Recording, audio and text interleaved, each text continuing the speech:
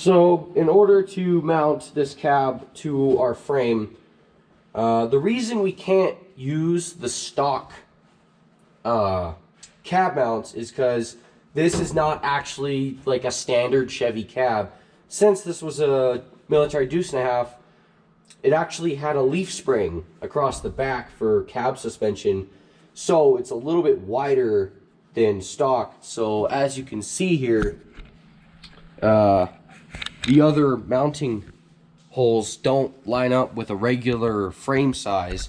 So what we're going to do instead is we're going to weld little wings that come off at an angle off of the frame that follow this channel, and we're going to mount it right here underneath the seat. You can see our little pilot hole. So to get started with that, we're going to drill out our holes using a drill, and we're gonna, start slow. We have a little pilot hole, and we're gonna make it bigger and bigger until we have a 1/2 inch hole to mount our cab to our frame. So we'll get started with that.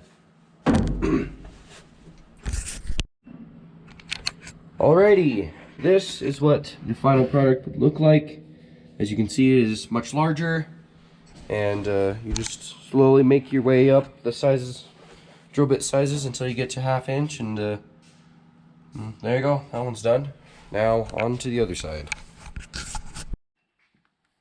Okay, so after drilling our holes in the cab, we tack welded some temporary braces on these wings and got them exactly where they're supposed to be. So those are temporary. We will later weld actual braces on there that the cab will sit on. And then also underneath the cab, we had to weld some 1/4 inch plates on there with some holes in them for the mounts to go through. So we have some spacers. We also have some rubber, but I don't have that currently with me. But there's our spacers, and then also as well, we got it exactly where it's supposed to be. So later we are going to mount the cab, and then we'll move on to the engine. So we got a decent amount done, and it'll look a little different later on, but this is pretty much exactly where it's supposed to be. So yeah, this is what we've done so far. All right, guys, so last you saw, we were tack welding the temporary braces on this frame, and here you can see now this is more or less what it's actually going to look like without the temporary braces. Here's our more permanent brackets that we have welded on right now. So, and then also this is where the cab sits, where those plates sit on the frame. And then also today we're going to be welding closed all of these little holes in the firewall and be getting rid of those. After a couple hours of work, this is what we have done. I started welding in all these holes in the firewall. It's already looking a lot better, so that's good. Didn't get it quite finished, but it's already 10, so we're gonna call it a day. And then here's the progress on the frame. It's looking a lot nicer. You can see we cleaned up some welds, made some welds. This is the wings that the cab will sit on. I'd also like to give credit for this frame to a YouTuber we watch, Hardcore Fab. Really smart guy, really good fabricator. He basically, not even basically, he was the inspiration for this build. If you would go watch his videos, you'll see that this is very similar to what he designed. Minor changes, really. So, yeah. This isn't all us, but took some inspiration from him, so go check him out as well. But yeah, this is what we have so far for tonight, and I'll see you guys in the morning. So good night. This is what we have gotten done today. As you can see, we have the engine and transmission on blocks pretty much where it's going to be. We might change it later, but for now this is pretty close because the steering gearbox fits right there, and so does the oil filter. So we are trying to figure out how to mount the engine and transmission and get that mounted and permanent. We have the cab mounted right now as well, with the rubber and the brackets and the plates and everything as well. And also we have started working on modifying these exhaust headers because we need it to fit this Ford flange, because nobody really makes upright headers for that kind of engine. So we had to bend it to fit this, and it went pretty well actually. Went pretty easily. Just got a torch and heated it up and bent it where it needed to go, so that was pretty easy. So yeah, and then we'll just weld that flange on there and get it nice and smooth and stuff for smooth airflow. But yeah, it's going pretty fast now. After this will be probably like we need to get the headers mounted first before we mount the engine, because we might have to move the engine according to how the headers and everything in the steering gearbox fits together. So that's what we're working on right now. This is the finished header for our 1942 Chevy Rat Rod. We modified it from a Chevy small block to a 351 Cleveland. As you can see, we just had to spread the bars apart, tubes apart a little bit, and they used to look like that. You can see what it looks like now on this side. We had to expand the ends of the tubes a little bit, but looks pretty good. It's not completely done because we're still going to wrap it, but if we were to do this over again, we have decided that we would instead just build our headers instead of trying to modify them from a Chevy small block to a Cleveland, because it would overall be a lot easier. But it turned out pretty well. Wasn't that hard. Just got a torch and heated it up and bent it. So yeah, looks pretty good. This is how it looks with the finished header bolted on. Bolts on pretty well. Allows enough space for the steering gearbox to do what it needs to do. And here's the other one that we're going to modify next. As you can see, it's still the Chevy small block setup. So we won't get to that yet though, because what we're going to be doing tomorrow is we're going to be getting this mounted, the steering gearbox, because we've decided that we're going to mount the transmission and the engine not immediately, because then if need be we can move it a little bit and it's not a big deal. If something's like in the way or something, then we could just easily move it a couple inches, but hopefully not. But I think it looks pretty good with the matte black instead of the shiny black. But yeah, so we will be working on the steering gearbox and other things like that tomorrow. This is what we're doing with our motor mounts. This is the stock motor mount. It's all black right now because it was actually two pieces with some rubber in between, but we just threw it in the wood stove and melted all that off conveniently, so it doesn't look all that great. And then so that's what we started with, is this, and this is what we have made out of the second one.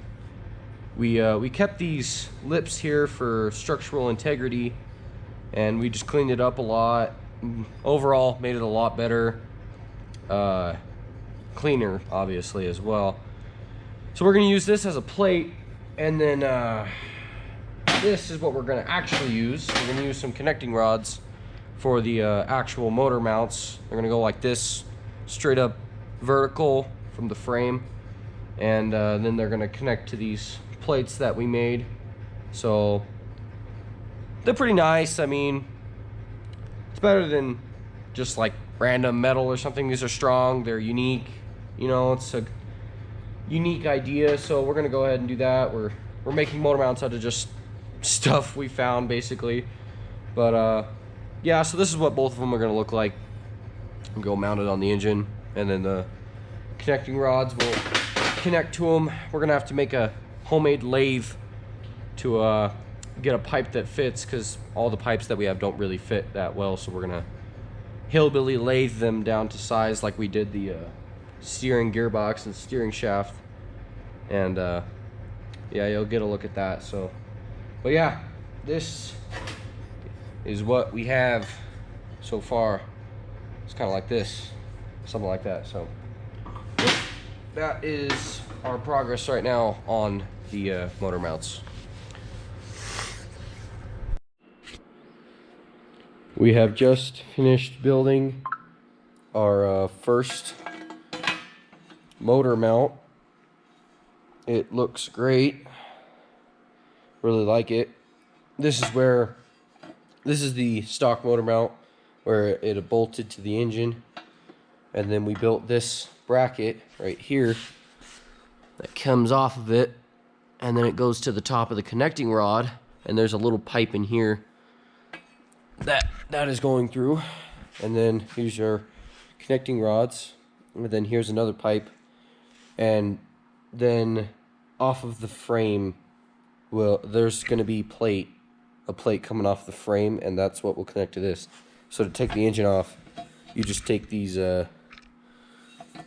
connecting rod bolts out, and then just slides up. So that's why it's going to go straight up and down, is so the whole engine just right out of there when you want to take the engine out. So I think it turned out really cool. Flap disked a lot of it, so it just looks real smooth. Can't even tell that this is a plate and a pipe, and you can't even tell that there's a pipe in here. That you can't even tell it's there anymore. It's just completely clear. Looks really nice. But yeah, this is the first motor mount. Looks great.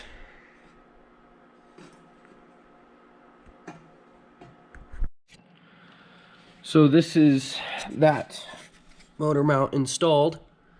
Looks pretty good. I like it. As you can see, it's just straight up and down, and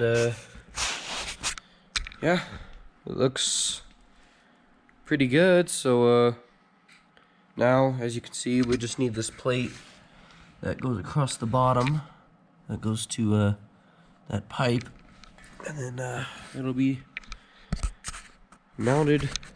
The mount will be mounted. So yeah. Okay, so this is how we make our pipe for the motor mounts, the bottom pipe that you saw earlier, a really shiny one. We don't have a lathe or anything, we just have like basic tools. So this is our hillbilly lathe here that we've made using a vise and some metal and an impact, and you'll see how it goes. So yeah.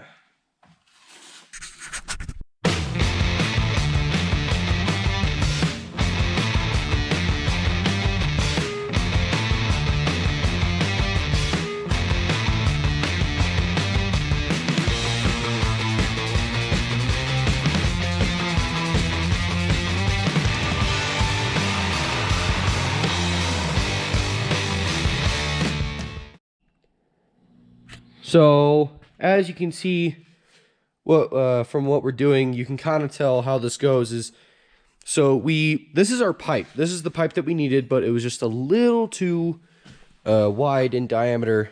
So as you can see, as it's ground down more, it's a more fitting size. That's what it used to look like. So what we did is we got our pipe, and we welded a cap onto the end of it, and then we welded a nut onto that cap, so you can turn it using this impact, and that is what makes the lathe. And then we just make our marks, and we use a grinder and grind it down, and this one's almost done right there. And then once we get all of it ground down, we just cut it off. That other part, the other motor mount, was right here. It used to be like that much longer, but we just finished that and then cut it off, and then lathe this down and cut it off. And yeah, so if you're interested in making a hillbilly lathe of your own, you just put some angle iron in your vise for it to ride in and clamp it to your table. And the pair of vice grips is here so I can push on the impact so it doesn't just go sliding around. It stops it and holds it in place. So yeah, this is how you make a hillbilly lathe, and it works pretty well. So this is the finished result of that pipe that you saw earlier. As you can see, there's, you know, a groove in here that we made using our lathe, and then we also capped the ends, which looks really nice and also adds to the structural integrity. So looks really nice. And then here's our motor mount, and you can see how it fits in there really nice. And yeah, so this is the end product of our, this used to be a piece of pipe, and this is what it is now. So we will be making the mounts from this to the frame later. Update on the engine and transmission mounts. We now have them mounted to the frame. As you can see, looks pretty cool. Here's both sides. Oh, I can't see because the oil filter's in the way, but yeah. And then we also got our transmission cross member in using some brackets and some square tubing. So there's that. So yeah, later on we will box in right here, but for right now this is just temporarily not boxed in.